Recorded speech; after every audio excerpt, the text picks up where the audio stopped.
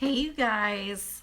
Tara Cherie here with you today, and I'm coming to you live from my home office. If you are now just joining us for the first time, I wanted to say welcome. If you're returning, I also want to say thank you for all your support. Really appreciate it. Today I want to keep this short, sweet, and simple, and I just want to cover with you how to stretch your food budget when you're going grocery shopping here. So just a couple of things, especially for families that have multiple children, let's say 2 or more kids, okay? The first thing is I love using coupons just like anyone, okay? But sometimes, I don't know, you have to use your discretion, I feel like, with that. If you're asking for my 2 cents, which I'm providing to you, sometimes when you use coupons, you overbuy items you don't need. It is true, you can use them for later, okay?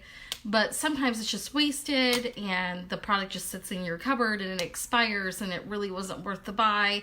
And it's also money that I feel like you could be using to keep in your bank account, to grow your bank account, or use it towards, blessing other people or other things, okay? And so coupons are not always recommended as my preference, but there are times that I do use them. So what I like to do is anytime I receive any sort of coupon from the store, maybe it's a manufacturing coupon that I'm receiving, that kind of thing, I look through them first of all to see which ones are going to be applying to my budget for that week.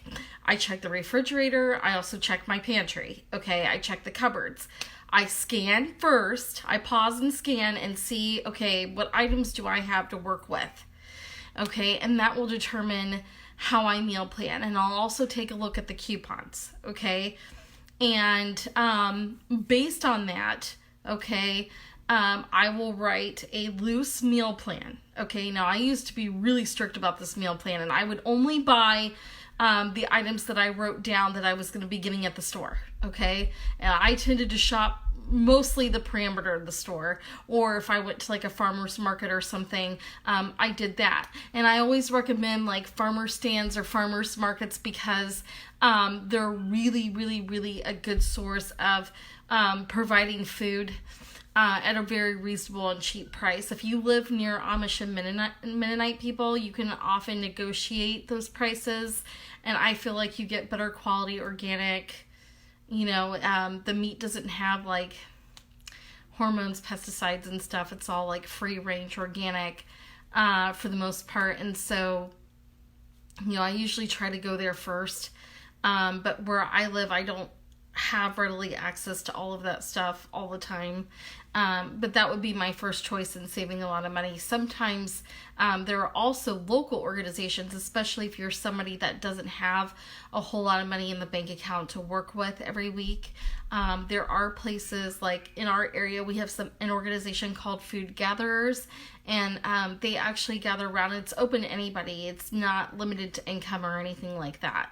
But it's just another resource. So like if you are looking for fruits and vegetables or different items, there are organizations such as that and like organizations that actually have food available for free. So you can go to those places, and you can also exercise that option and put some food so it's not taking from your budget. And I know it sounds like, gosh, I'm taking for somebody that might really need. No, it's actually really truly open to the public, and they want to just give back to the community kind of thing. So it's more like a non-for-profit, type resource that you can exercise and, just get those extra food in the warmer months when you're able to do that. Another option that I suggest is canning some of those things. So if you get like a really good deal, let's say you go to the store and you hit some really, really good sales that you can't pass up, and you may not go through all those fruits and vegetables in time. The other thing that I really recommend that you do is that you start beginning to can those items. And then you can seal them and use them throughout the year, throughout the winter months, things like that when you need them. Okay, they're there. And it's not from those cans that may contain, hey, welcome you guys, it's great to have you. I don't like using the regular cans in the stores because sometimes they've been through machinery and equipment in factories, and who knows what toxins or residue or, how they've been packed, processed, that kind of thing. So that's why I like going to more farmer stands and things like that. And I like the option of being able to can, so I have those goods available to me as I need them, sort of thing. So, and using organizations like food gatherers or local resources that are free can allow you to do those things. So that's just a couple of things.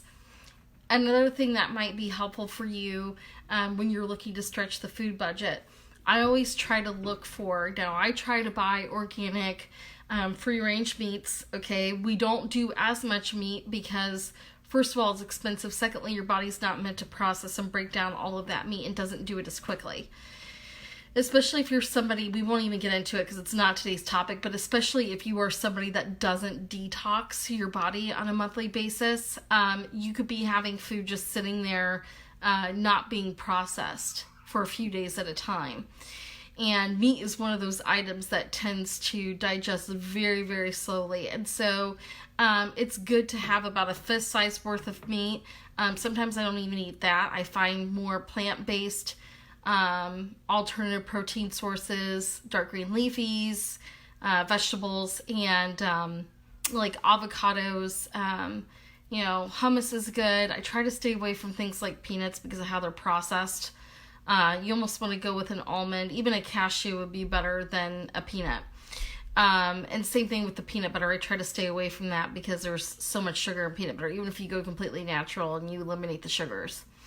But you can get more, get creative and get more plant-based, vegetable-based proteins, and kind of save yourself a little bit more. Yeah, you're paying a little bit more produce-wise. However, you're not paying the price of what meat is, so you can put some money back in your pocket that way.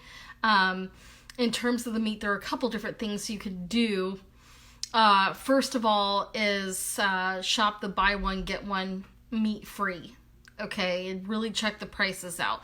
Look for the sales in the meat section, okay? And sometimes they're not every week. You have to really kind of watch.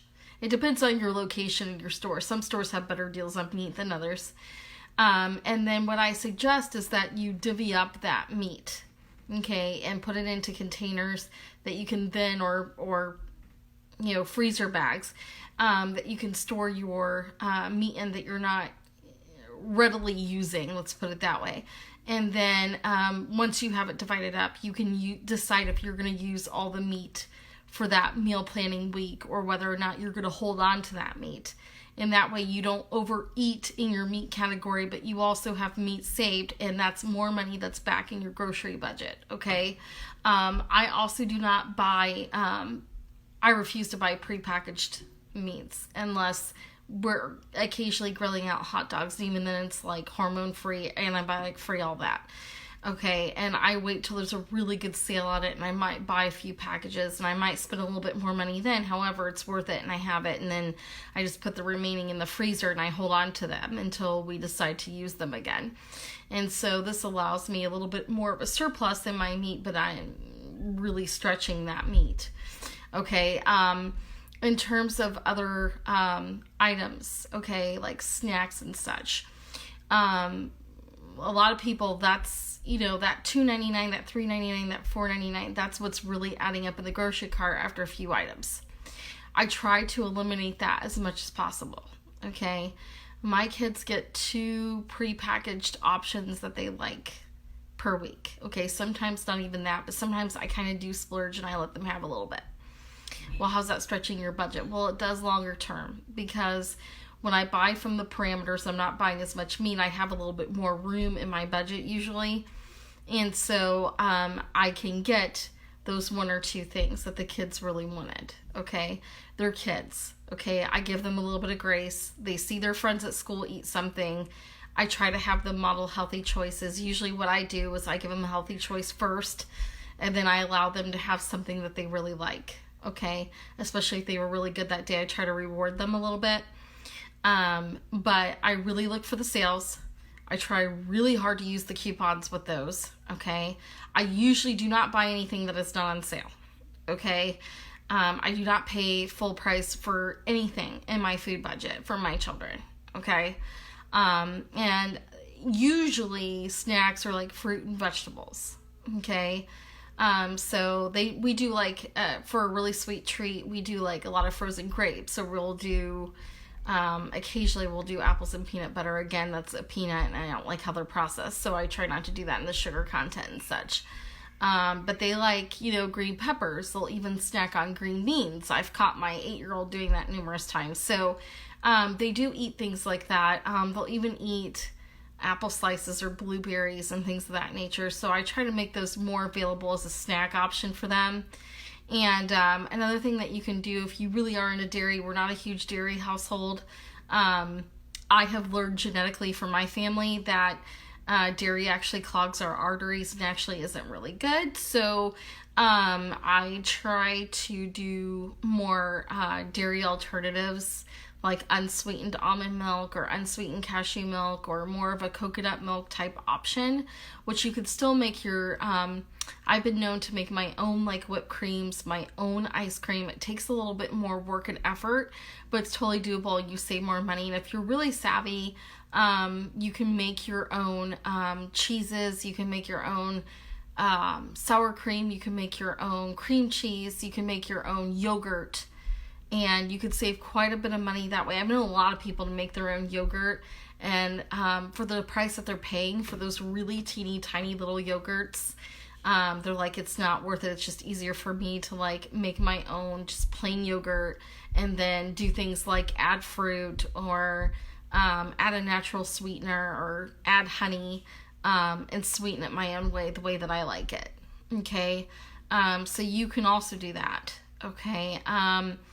I have not quite figured out how to make creamers for coffee and things of that nature, but I don't think that would be all that difficult. I'm sure there's recipes on Google that could be utilized, but start getting creative, and that would be my other suggestion, really seeing how you can get creative in making some of your own food sources, and how to store them and things of that nature. Start learning how to do things like that. And save money that way. And if you're like, well, I don't have time in my schedule to be able to do that, well, begin creating some time in your schedule to do that every week, okay? You have the time, you just choose not to use your time that way, and that's okay. But what I'm saying is you either have time or you have money.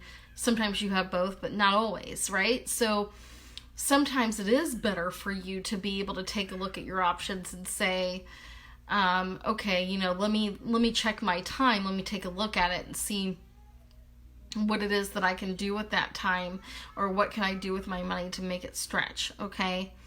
And if you're somebody that doesn't have a whole lot of money, to work with, really consider what your food choices and options are, what's going to stretch you over a little bit more the length of time. Okay.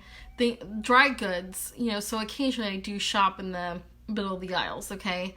Again, I try to buy organic as much as possible, but I also realize that my kids need a few extra calories because they're kids, okay? Sometimes we have things like pasta or, rice available for them, okay? We haven't completely gone what I call granola. We're completely away from the GMOs altogether, okay? We're working on it. We're working towards that, but we're not quite there yet. I admit that, okay? It's probably these lives will continue to evolve as we do them, all right? But sometimes it's just easier to do that too. Okay. In that case, all right, I'll grab something like that. And I've been known to do, butter noodles for the kids. I've been known to do rice for the kids before. Okay. If you're stretching your meat, you can make several meals out of that. Okay. Eggs are relatively inexpensive. Okay. You can get cage-free eggs and you can make those stretch a little bit. Okay.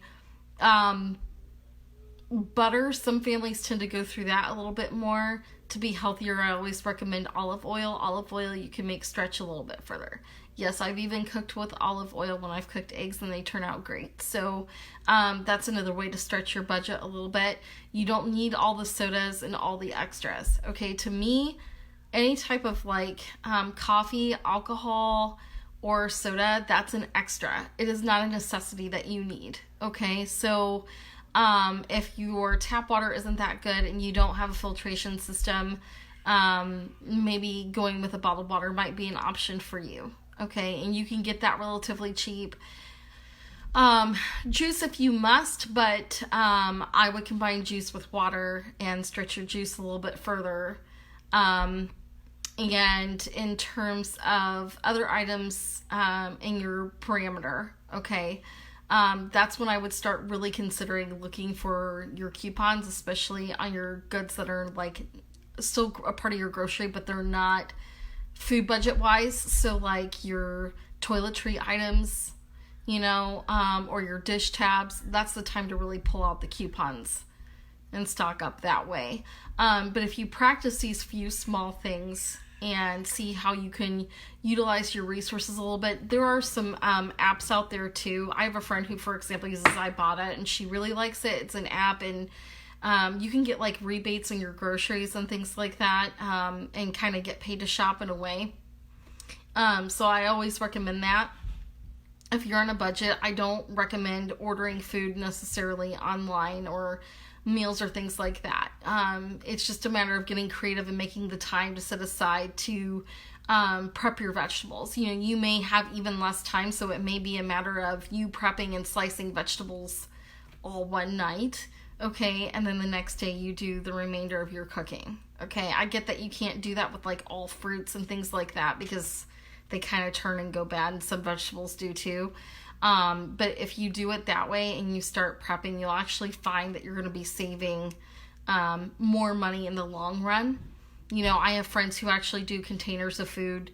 Here's 5 days worth of lunches, here's 5 days of breakfast, and here's 5 days of dinner. They like to plan it completely out like that. So you just have to find your rhythm, I think, and what really works for you, what works best for you. But those are some ways to be creative and save on your budget, okay? You don't have to buy the processed food. In fact, it's more expensive in the long run. I know people say it's not and it's cheaper, but it's actually more expensive. Okay, find a way to stretch your meats. Find a way to stretch your vegetables a little bit. And if you're slicing and preparing, you should be able to spread that out, including with your snacks, okay? And if you get really, really hungry, I encourage you to drink more water, because your body's probably asking more for water. Even though it thinks it's hungry, it's actually thirsty. So make sure you're increasing your water intake.